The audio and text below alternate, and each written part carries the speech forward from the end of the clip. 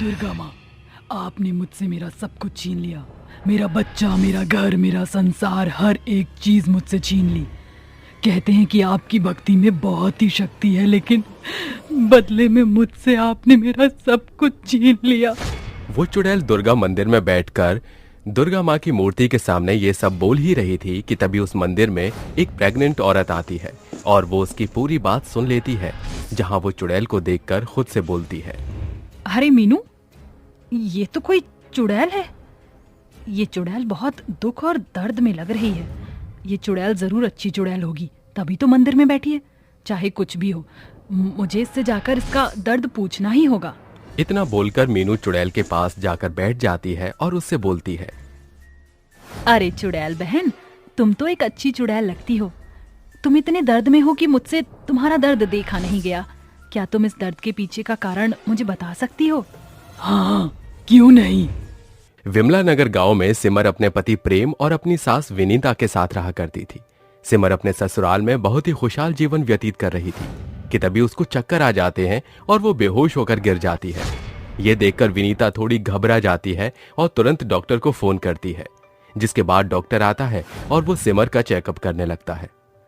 अरे विनीता जी, ऐसी हालत में ये छोटी मोटी हरकतें होती ही रहती हैं।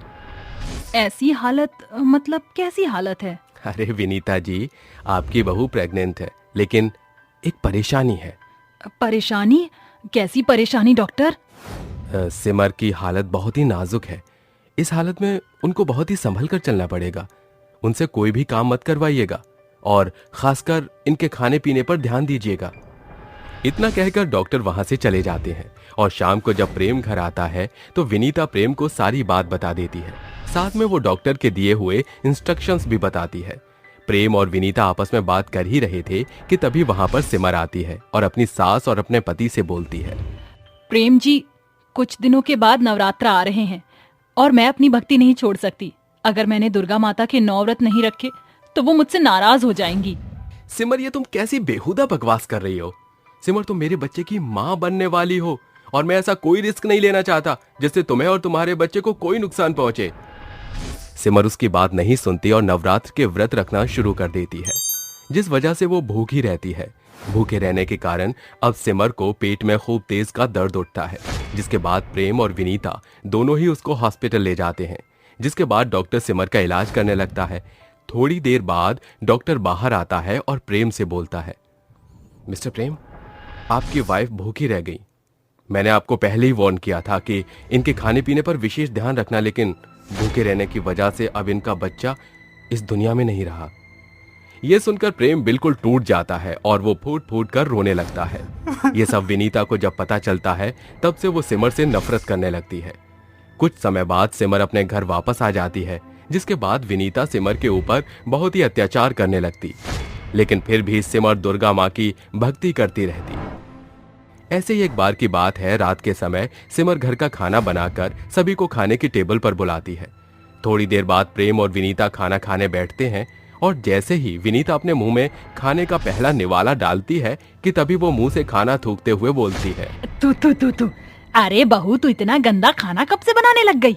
अरे तुझसे अच्छा खाना तो मैं बना लेती हूँ। मेरी आज उम्र हो गई है, इसलिए मैं खाना नहीं बना पा रही हूँ, लेकिन अगर मैं खाना बनाने के लिए बैठूंगी तो तुझसे अच्छा ही बना लूंगी। पर मम्मी जी, हुआ क्या है? तू माँ से क्या पूछ रही है? मुझसे पूछ। एक बार ये खाना खाकर देख, तुझे पता चल जाएगा। इतना कहकर प्रेम सिमर का हाथ पकड़कर खींचता है और उसे कुर्सी पर बैठा देता है, जिसके बाद वो खाना जबरदस्ती सिमर के मुंह में ठूसने लगता है। खाने में बहुत ज्यादा मिर्च थी, जिस वजह से सिमर का मुंह जलने लगता है। सिमर की आंखों में से आंसू निकलने लगते हैं और उसका चेहरा लाल पड़ जाता है और प्रेम कुछ समय बाद उसको धक्के मार के अपने घर से निकाल देता है। सिमर अब बहुत ही ज्यादा अकेली पड़ गई थी और वो रोते हुए माँ दुर्गा के मंदिर में चली जाती है। सिमर दुर्गा माँ की मूर्ति के सामने खड़ी होकर दोनों हाथ जोड़े बोलती है, हे माता, आज मेरे पास कोई भी नहीं है। मैंने अपना सब कुछ खो दिया है। ना तो मेरे पास मेरा बच्चा है, ना मेरा पति और ना ही मेरा घर। ऐसी जिंदगी जीने से अच्छा मैं मौत को चुन लूं। इतना कहकर सिमर माता रानी का त्रिशूल उठाती है और खुद के पेट में घोंप लेती है।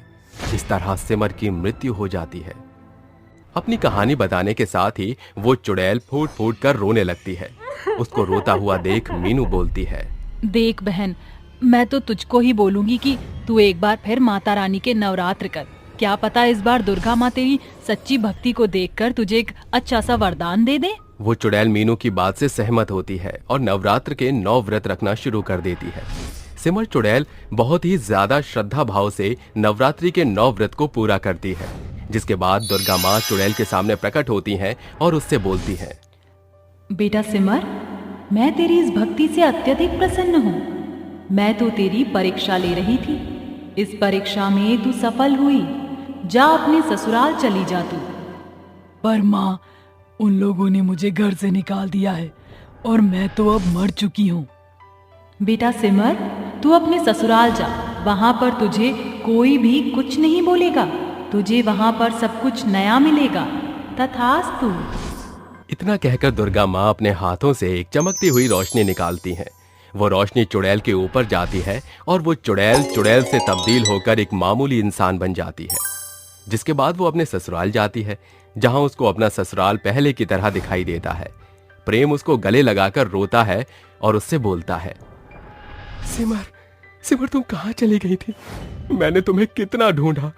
मैंने तुम्हें गुस्से में घर से क्या निकाला, तुम तो मुझे छोड़कर ही चली गई। अगर मेरे बच्चे को कुछ हो जाता तो। बहू, तू कम से कम हमारे इस वंश का तो ख्याल रखा कर। उन लोगों की ये बात सुनकर सिमर अपने पेट की तरफ नजर करती है, जहां वो देखती है कि वो प्रेग्नेंट है।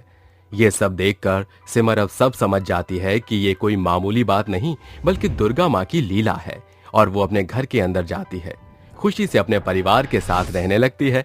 जिसके बाद सिमर अपने घर के मंदिर में जाकर दुर्गा माता की पूजा करते हुए माता का जयकारा लगाती है। बोल साचे दरबार की जय।